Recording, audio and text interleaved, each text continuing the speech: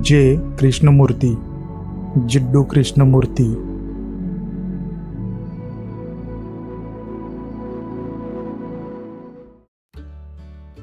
जीवन नदी की तरह सतत प्रवाहमान है, लेकिन हम स्वेच्छा से अपना पृथक तालाब खोद लेते हैं और जीवन प्रवाह से कट जाते हैं। नदी की तरह सक्रिय रहने से ही हम लगातार विकास कर सकते हैं। आपने भ्रमण करते हुए किसी नदी के निकट कोई एक साकरा सा तालाब जरूर देखा होगा। मछुआरों द्वारा खोदा गया छोटा सा तालाब नदी से पृथक है। गहरी और विस्तृत नदी पास ही में दृढ़ता से बही जा रही है, परंतु यह तालाब गंदगी से भरा हुआ है, क्योंकि यह जीवन सरिता से जुड़ा नहीं है और इसमें मछलियां भी नहीं है। यह स्थिर है, परंतु गहन नदी जीवंत और प्रेममयी सरिता तीव्रता से अविराम बही जा रही है। हम लोगों का जीवन भी इसी तालाब की तरह हो गया है। हम भी जीवन के तेज प्रवाह से पृथक अपने लिए एक छोटा सा तालाब खोद लेते हैं, उसी में स्थिर हो जाते हैं और उसमें ही मर जाते हैं। उसी स्थिरता को, उसी क्षय को हम जीवन माने बैठे हैं। दूसरे शब्दों में कहे तो हम स्थिरता चाहते हैं।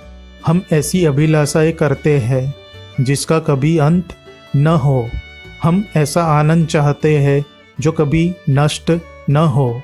हम ऐसा छोटा सा तालाब खोद लेते हैं और इसी में अपने आप को, अपने परिवारों, अपनी महत्वाकांक्षाओं, अपनी संस्कृतियों, अपने भय, अपने देवताओं और अपनी पूजाओं के साथ आबद्ध कर लेते हैं, जबकि हमारे निकट ही जीवन तेजी से प्रवाहित होता चला जा रहा है। जीवन जो अस्थिर है, जो सतत परिवर्तनशील है, जो द्रुतगामी है, जो अनंत सौंदर्य लिए हुए है। आपने महसूस किया होगा कि जब आप नदी के किनारे बैठते हैं तो आपको एक संगीत सुनाई देता है। किनारे से लहरों के टकराने में या प्रवाह की कलकल ध्वनि में प्रति क्षण आपको इसमें एक अद्भुत गति दिखाई देगी, जो अविरत अधिक व्यापकता और अधिक गहनता की ओर बढ़ी जा रही है।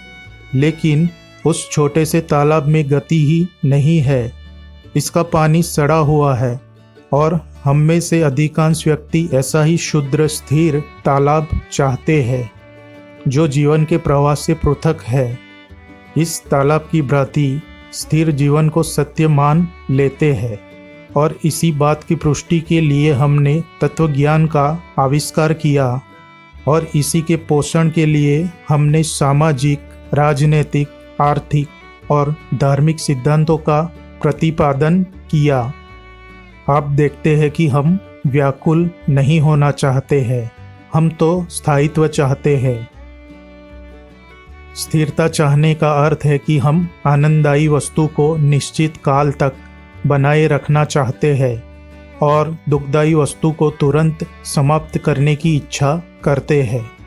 हम चाहते हैं कि समाज हमारा नाम जाने और हमारा यही नाम परिवार और संपत्ति के माध्यम से चलता रहे। हमने अपने संबंधों में और अपने कार्यों में एक प्रकार की स्थिरता चाहते हैं, जिसका अर्थ है कि हम एक स्थिर तालाब में स्थायी और सतत जीवन की कामना करते हैं।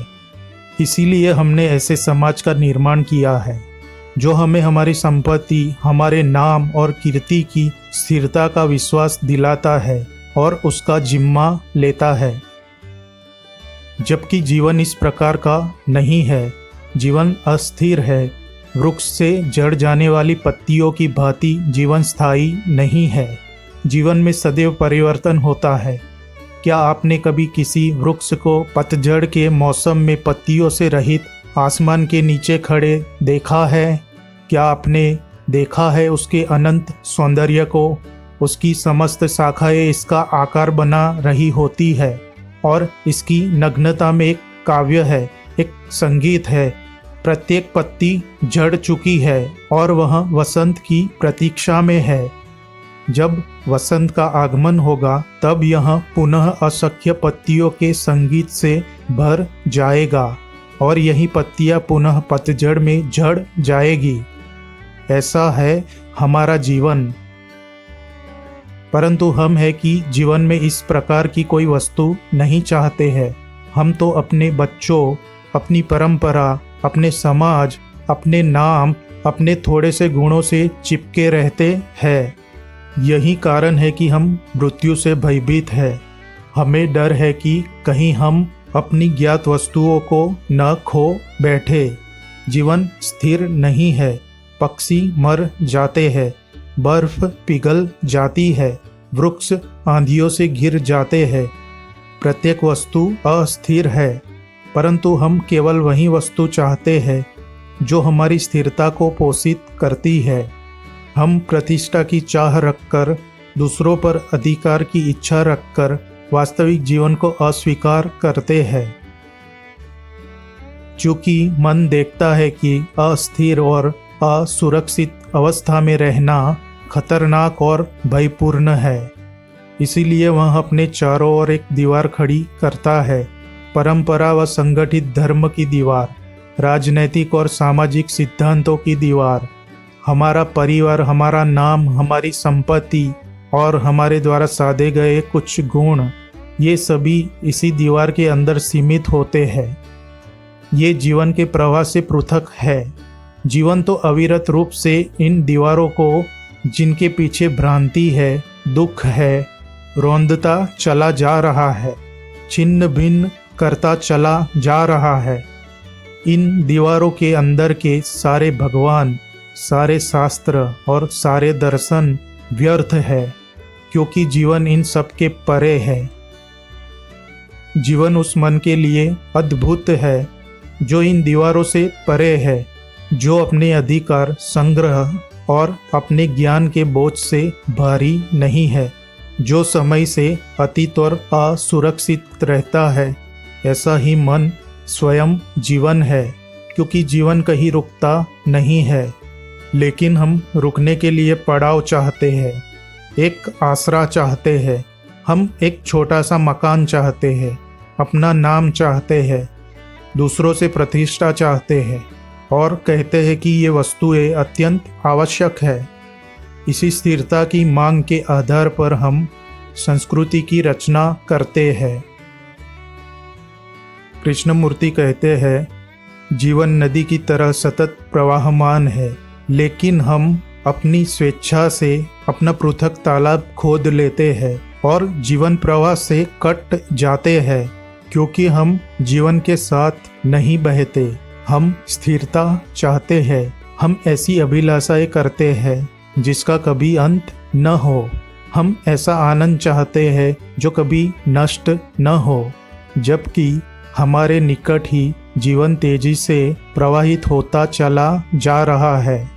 कृष्णमूर्ति कहते हैं, हम व्याकुल नहीं होना चाहते हैं, हम तो स्थायित्व चाहते हैं, जबकि जीवन इस प्रकार का नहीं है।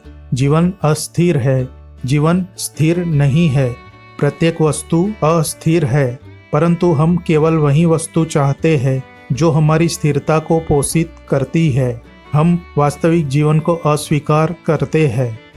कृष्णमूर्ति कहते हैं, सारे भगवान, सारे शास्त्र और सारे दर्शन व्यर्थ है, क्योंकि जीवन इन सब के परे है। जीवन उस मन के लिए अद्भुत है जो अपने अधिकार, संग्रह और अपने ज्ञान के बोझ से भारी नहीं है, जो समय से अतीत और असुरक्षित रहता है। ऐसा ही मन स्वयं जीवन है, क्योंकि जीवन कहीं रुकता नहीं है। जो स्थिर है वो जीवन कैसे हो सकता है? जीवन तो सतत प्रवाहमान है। तो हम भी जीवन के साथ रहे, न कि स्थिरता में, क्योंकि दुनिया में हर एक चीज परिवर्तनशील है और उसके साथ सब परिवर्तित हो रहा है। तो क्यों हम कोई स्थिर वस्तु या चीजें चाहते हैं। हमें भी सतत समय के साथ प्रवाहित होना चाहिए। हमें भी एक बहते पानी की तरह रहना चाहिए। तो आगे भी हम कृष्णमूर्ति को समझने का प्रयत्न करेंगे। आप सहयोग करते रहना। अगर आपको कृष्णमूर्ति की बातें अच्छी लगती है तो हमें कमेंट के माध्यम से ज़रूर बताइए। आपने मुझे अब तक सुना, यहाँ तक मुझे सहयोग किया, इसलिए आपका बहुत बहुत धन्यवाद। वीडियो पसंद आए तो लाइक शेयर ज़रूर करें ताकि मेरा उद्देश्य और लोगों तक भी पहुँच सके। प्रकृति हमें सत्कर्मों के लिए प्रेरित करे। तो मिलते हैं ऐसे ही और एक वीडियो के साथ। तब तक के लिए धन्यवाद।